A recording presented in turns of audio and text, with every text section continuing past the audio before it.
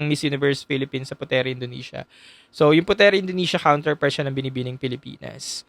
And then, kagaya nangyari sa Binibining Pilipinas noong 2019, nawala din ang franchise ng Miss Universe Philippines sa Puteri. So, nag-separate din sila ng franchise or ng pageant.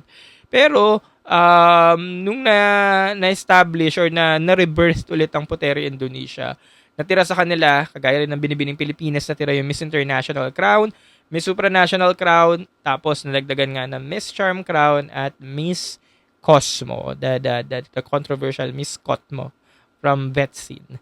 So, ayun. Under the Puteri franchise or the Puteri wing, nagkaroon sila ng Miss International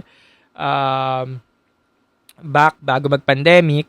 Nagkaroon sila ng Miss Supranational ngayon lang. At kasabay nun, ay nagkaroon sila ng Miss Cosmo nito lang noong Oktubre.